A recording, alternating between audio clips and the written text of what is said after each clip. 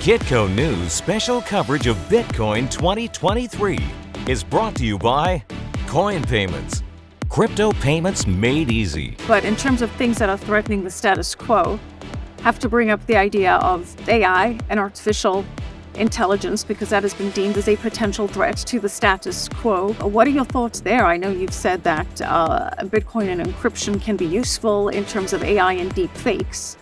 If you want to speak about that some more. I think we've, with all technologies, there's a period where people experiment with them without any material commercial success. And that can go on for years. Like Google Glass came out a decade ago and no one made any progress on Google Glass apps for a decade. So sometimes, people tried to fly in the year 1500, and the New York Times said flying machines will be impossible like 60 days before the Wright brothers figured out how to fly. So you have these periods when things aren't commercial, and then you have a period where they become commercial. And I believe we crossed over into a commercial zone about a year ago in AI. So for the next decade, you're going to see ferocious innovation and advances that will be astounding in AI. And it represents both an extreme opportunity for the human race, profound opportunity, and an extreme threat for the human race. So we can talk for hours about all the opportunities. And so I don't want to leave you with the impression that I don't think it's profoundly productive to the human race. I think it could unleash a brain power revolution in the same way that internal combustion engines gave you a horsepower revolution. A Roman trireme with 300 rowers had 30 horsepower 2,000 years ago. And now any fisherman has 300 horsepower. So the fisherman is more powerful than Julius Caesar. That's the horsepower revolution that drives our cars and our boats and our planes, and it is profound and it elevated civilization. The brain power revolution, in a nutshell, is Michael Saylor has 2,000 people that work for him, and he pays $350 million for 2,000 brains. But you may get 2,000 brain powers, and you may pay nothing for it. So what happens when you launch your own company with 2,000 AIs, and they actually do $350 million worth of work, but you don't pay $350 million. Maybe that's profound in the same way that 300 horsepower on a fishing boat is profound, instead of 3,000 slaves rowing, right? So I do think there's revolutions coming everywhere. I think the threat could be best articulated as this, and there's a million threats. I'm going to talk about two threats. The threat in cyberspace is I can spin up 100 million AI bots to take over Twitter or Nostr or Instagram or Facebook or Google. And they're more intelligent than I am, and they're more charismatic than I am, and they work harder than I do. And that means that I could use those to distort any kind of reality. If I want to be Katy Perry, I can create Katy Perry. I can create 100 million of Katy Perry's fans, and I can create... Interesting choice, but yeah. 50,000 Katy Perry super fans. And it's all just a fictitious creation in AI land, because the cost to create an entity has gone to zero, okay? So that's a threat, because now the question is, can you trust anything unverified anywhere that you hear? In my personal experience, when I encountered toxicity on Twitter, 95% of the time, the toxic comments weren't coming from real human beings. They were coming from bots that were created by first-generation bot programs. So imagine the third-generation bot program, which is indistinguishable from a person with a PhD. So I could always tell the first-generation bots because they had bizarre names and they had like JPEG images, right, and they looked stupid. But the problem of third-generation bots is they won't be distinguishable by any human being. They will be more human than a human. So the risk in cyberspace is I can spin up 1 billion fake people, and I can create a civil war by having the fake Republicans hate on the fake Democrats, or the real Democrats, having the fake Democrats hate on the real Republicans, and having the fake women hate on the real men, and having the fake men hate on the real women, until everybody thinks everybody is disrespectful to them. And by the way, maybe this is happening now. Yeah. Maybe it just happened with the first generation technology, and that's why we have the cultural divides we have. But imagine when I can do it 1 million times cheaper and better with the next generation technology. I think that the implication is we can no longer allow people to create millions of accounts. Yeah, the other day there were probably 2,000 fake accounts that followed me on Twitter in one day, which means there's 750,000 fake people following me on Twitter every year. No, legit, I saw it. I literally saw in a matter of 1 hour, 1,500 bot accounts got scrubbed off my account in 1 hour. And they were bots. So we can no longer live with that status quo. So the issue is, how are you going to actually create integrity in cyberspace? And I think the simple answer here is you actually create a public-private key identity pair like they use on Nostr, but then you have to actually inscribe it on the Bitcoin base layer with a transaction.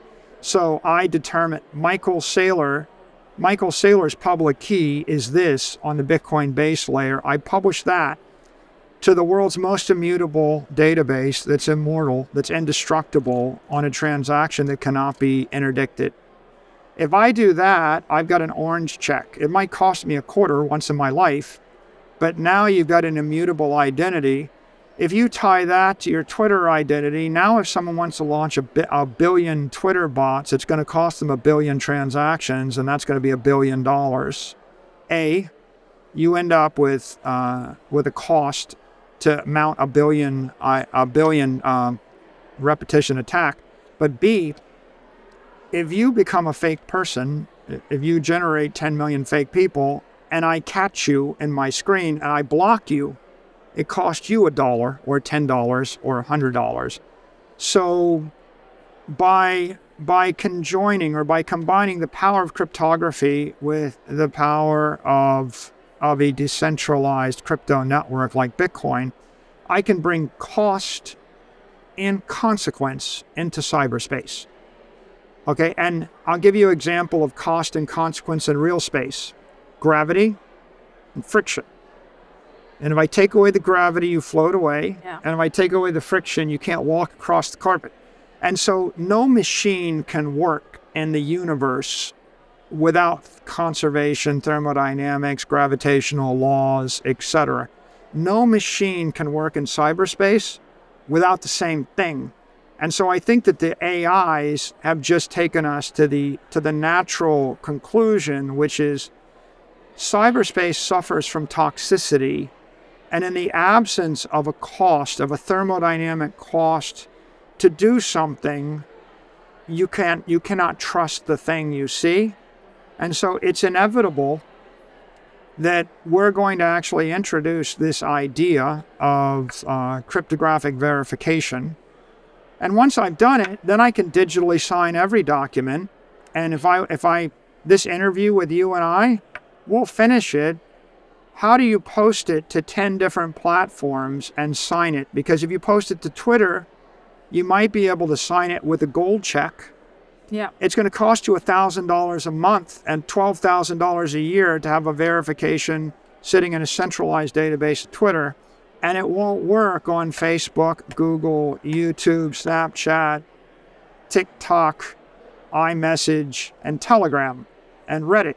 So if you wanted to have a universal authentication, you would create an orange check, and you would actually burn the orange check in the blockchain into Bitcoin's blockchain.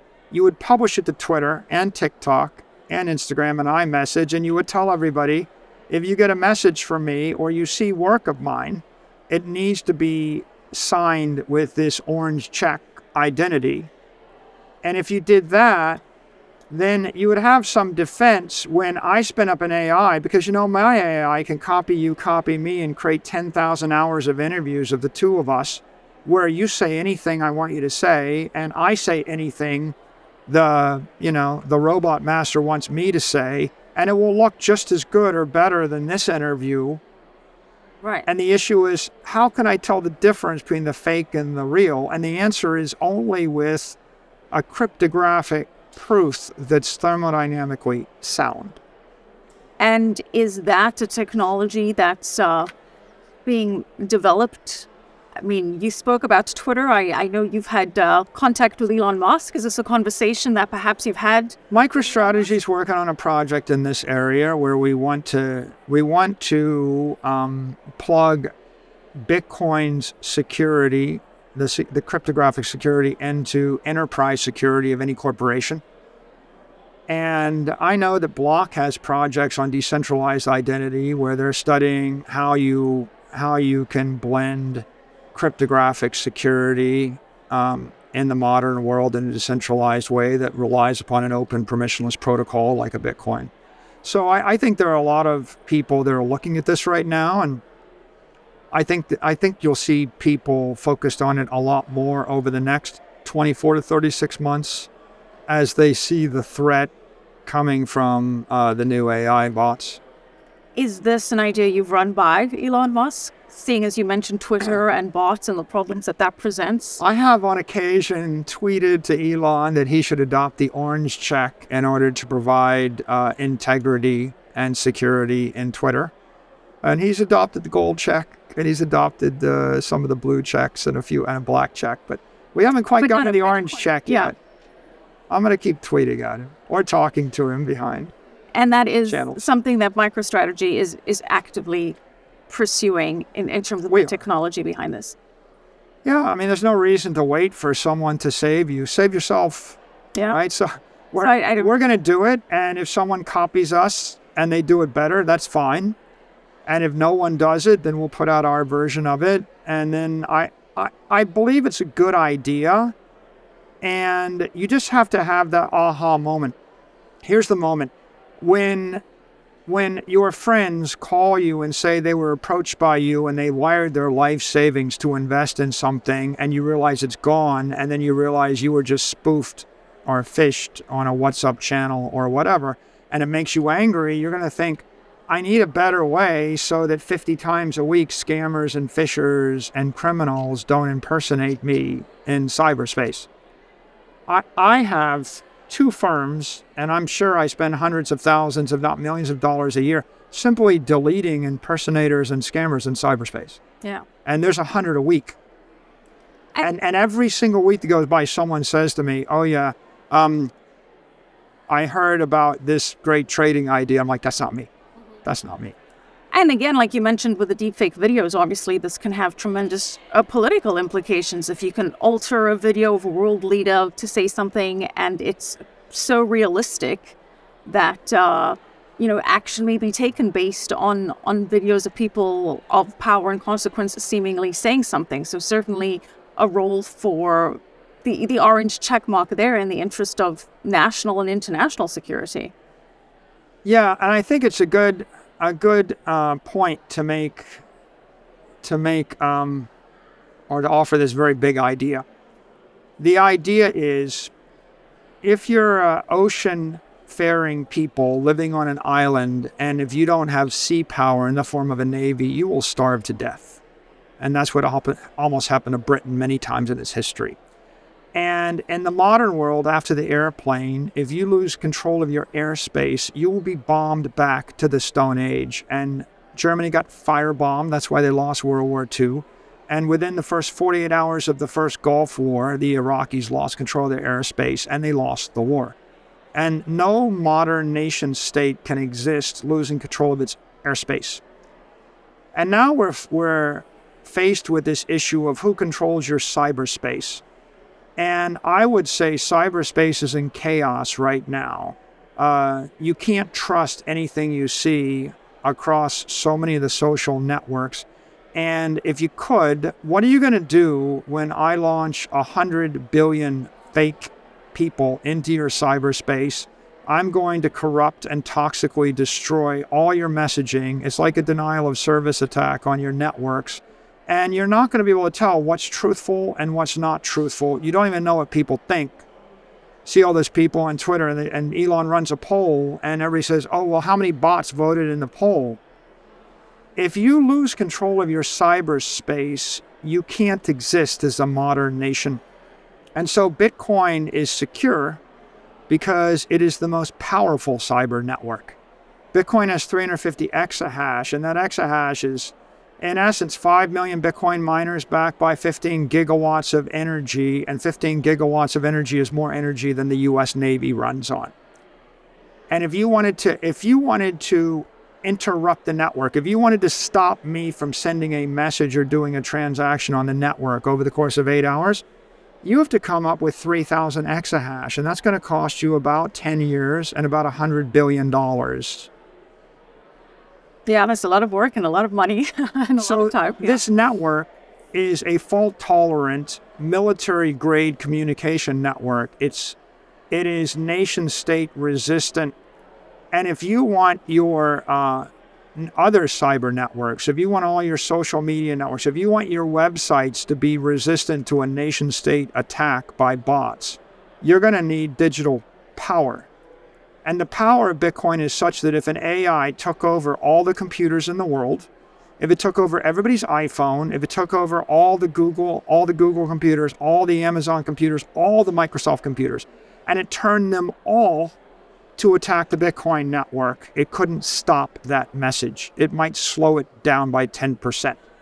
And so you start to see the logic of Satoshi and what real digital power is to be able to stand against a nation-state attack of all the computers that a nation can marshal against you.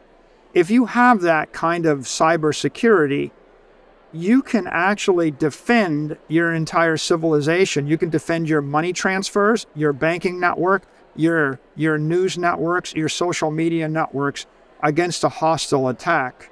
And right now, you could argue that most of the problems we have in our world are because those social networks are in chaos, right? The massive debate right now is misinformation, and we can't agree on whether or not the person that posted the thing is even a person.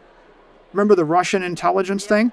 Is it Russian intelligence? Is it Chinese intelligence? Is it North Korean intelligence? Or is it a real person lives in the real country and nobody knows? So I think people are going to start to become aware, because of the AI threat, that you need cyber power, and there's no shortcut to cyber power. There's no simple trick. Like this idea of Nostr. Nostr was, I'm going to create my own public-private key combination, and I can post the thing I want, and nobody can stop it. Good idea, but the problem is, I can create 1 billion Nostr bots. And so there is no solution to the problem that doesn't include digital power or proof of work, which is the basis of the Bitcoin network. If you're not converting gigawatts of electricity into exahash, you don't have power. If you don't have power, it's like you have no Navy, you have no Air Force. You're getting bombed back to the Stone Age, and it's inevitable. And so any nation state that wishes to maintain its sovereignty in the 21st century is going to have to be able to control its cyberspace. And Bitcoin is the key to that, because it is the most powerful and perhaps the only truly secure cyber network in the world right now. Well, in terms of proof of work, what does that mean with regards to the idea of mining? Because the Biden administration, for example, wants to put a 30% tax on Bitcoin mining under the guise of, or under the idea of it not being environmentally sound. And I know that's a conversation we've had before. And I know because of the idea of the mining that's required for the proof of work to maintain the blockchain, you came up with the Bitcoin Mining Council to address the environmental concerns. Where do things stand with that? Well, first of all, if the administration proposed a 30% tax on data centers and Google and Facebook announced they're moving their data centers to China, everybody would have a cow. When they realize that it's a national security threat to lose the digital mining, the Bitcoin mining business in the United States, I think the people in the DoD will actually put a spike in it. I don't think there's any bipartisan support. The Democrats on Capitol Hill and the Republicans on Capitol Hill won't be in favor of it. So I think it'll get killed on Capitol Hill. I think the most important thing is to understand that a Bitcoin miner is a digital power center. And so what you're talking about is eliminating the digital power industry from your own country. And when they think about it a bit, they'll realize that then that goes to a country that they like less than the U.S. And you wouldn't, you wouldn't want all your aircraft and all your ships to move to the countries that you don't like. So I don't think it'll happen. Obviously, I think it's no more intelligent than driving the data center business or the electricity business out of the U.S., right? They're both not good ideas. Occasionally, things like this get floated. Mostly, they're guerrilla marketing activities by not-in-kind competitors. Someone else that is threatened by Bitcoin wants to weaponize the political process or the tax process to undermine a competitor. And they insert that in a friendly politician's ear. But I think that they will die on Capitol Hill for that reason. Well, speaking of mining and the miners, obviously the idea of ordinals has brought some debate there with the mining power that's required for ordinals, which for our viewers is an NFT inscribed in a Satoshi, which is the smallest denominator of a Bitcoin.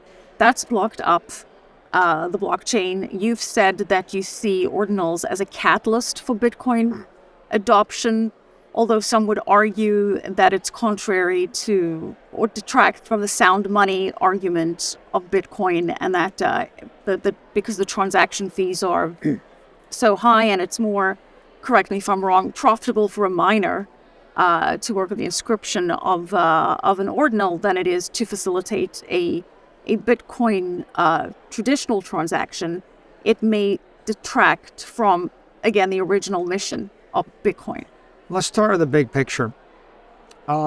People in the crypto ecosystem are losing faith in every crypto asset except Bitcoin, and the capital is flowing from the other crypto assets to Bitcoin.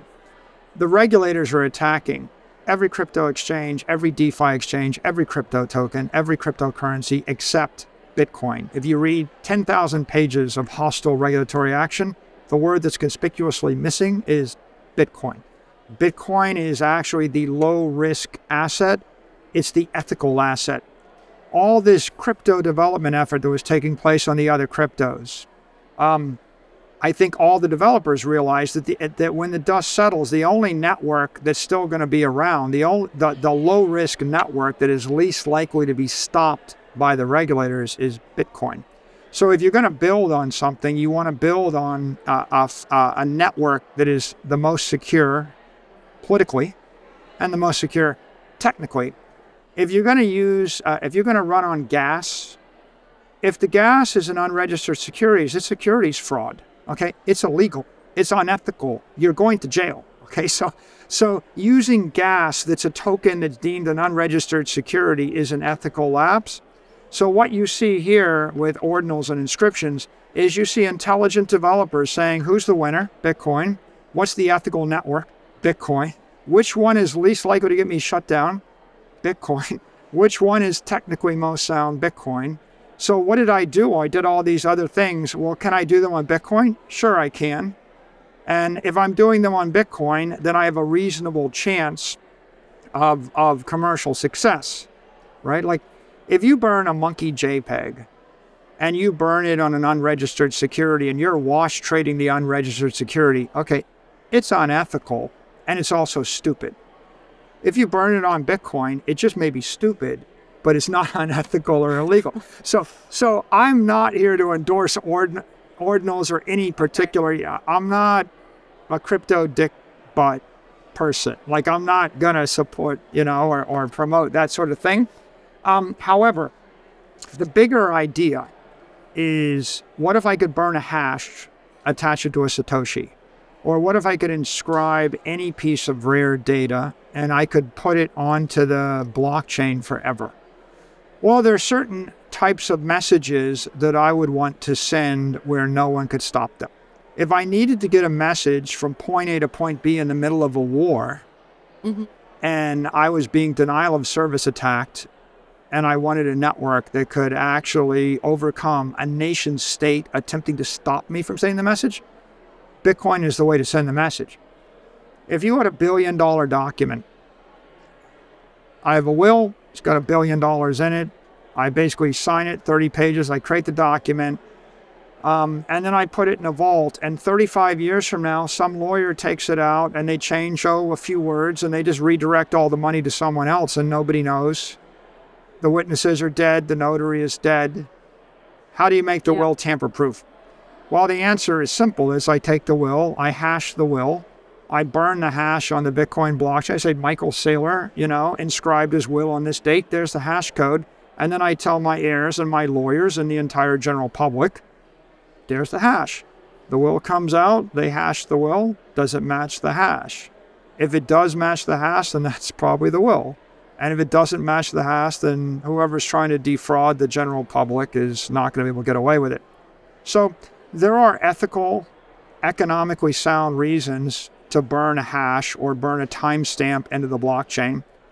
Corporate resolutions are a simple example. Companies make resolutions all the time that they keep secret from the general public, but have billion-dollar impacts. And 10 years from now, they have to prove that they made the resolution and stamp it. Right now, a lot of those documents are burned into DocuSign or some proprietary database that may be run by some company you've never heard of, and maybe they will tamper with it, maybe they won't tamper with it, and you will never know. So I think that there will be 100,000 different applications launched. And 99% of them you won't like them, and maybe they won't be good. But I've lived long enough to see lots of ideas I didn't like be successful. And I've lived long enough to know that 0.1% will be screamingly successful.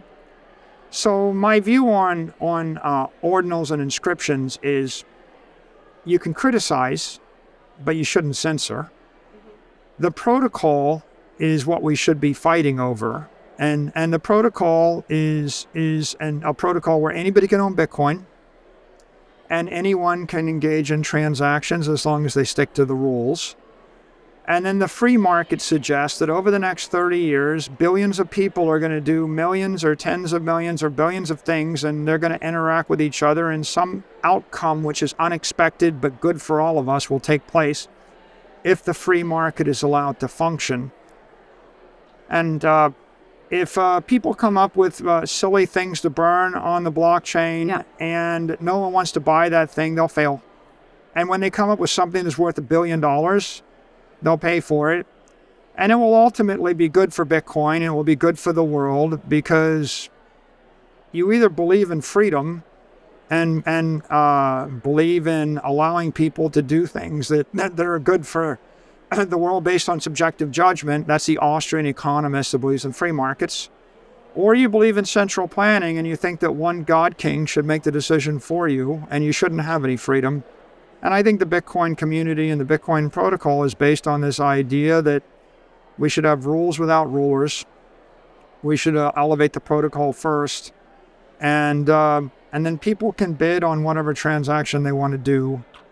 And you'll see 100,000 applications on the layer 2 and the layer 3, and they will succeed and fail progressively as the free market constructs and deconstructs ideas. And for every problem someone points out on the base layer, like, the transactions cost $27 instead of $1, there will be another free market actor like Jack Dorsey that will create a cash app that will solve the problem. $27 can be transferred instantly for nothing. Or a Lightning wallet, $27 could be transacted in 2 seconds for a 30th of a penny. And that thing that you feared, transaction fees going up, is actually going to drive billions of dollars of investment in the layer 2 and the layer 3s that solve the problem. And so instead of second guessing it, we should just sit back and let the free market solve the problem, because your problem is my opportunity. Necessity is the mother of invention. And speaking of opportunities, very quickly, you mentioned Lightning. If you could, as a final thought, just tell us what MicroStrategy is doing with Lightning. We wanted to create a product that would allow all of our customers to offer Lightning rewards or Bitcoin-based rewards to their prospects, customers, partners, and employees. So the idea is a module that you simply plug it in, and in one afternoon, you could light it up such that or turn it on and integrate it with your corporate directory so that all 500,000 of your employees have a Bitcoin wallet and all 50 million of your customer accounts have a Bitcoin wallet, and all 500,000 of your employee emails are Lightning addresses, and all of your customer accounts can have a Lightning address, which is their account name at your brand, like Saylor at Nike.com, whatever. And then we give them some simple tools where they can build rules where every time a customer logs into their website and posts a product review, they get a Satoshi reward. And if you apply for a credit card, you get a Satoshi reward. And if you refer a friend, you get a Satoshi reward. And if you read a book, you get a Satoshi reward. If you write a book review and people like the book review, you get a Satoshi reward. So you could gamify any engagement with a prospect, with a customer. Every time your employees fill out their employee survey, they get a Satoshi reward. When they show up to meetings on time, they get a Satoshi reward. When I log into Zoom meetings, if I'm 1 minute late, I don't get Satoshis. But if I log in on time, I get Satoshis. And believe it or not, it makes a difference. I don't want to be late because Satoshis are a dopamine hit. And you get them instantly in real time, friction-free. And when you're ready to withdraw them, you simply withdraw them to a Lightning address, or you scan with your Lightning wallet, and it just leaps off of the Bitcoin wallet that the company created to your own personal wallet. Right. So the bucket of money we're chasing after is companies give billions of dollars to their employees in compensation, incentive comp. And then companies spend hundreds of billions of dollars on digital advertising, and they give it to the Googles and the Facebooks of the world. So if you're Coca-Cola, instead of spending $50 million on advertising to drive people to your website or download your mobile app or whatever you're trying to do, why don't you just give the money directly to your customers and cut out the ad agent and cut out the middle person? And of course, like, we don't really need $100 billion worth of banner ads and spam ads. Wouldn't it be better if a company just said, if Amazon said, if you read the books, we'll give you money, and if you post reviews, we'll give you money, and if you send a friend to our website, we'll give you money, and we'll give them money. And everybody just gets money, and if they show up and they don't buy anything from us, they get to keep the money.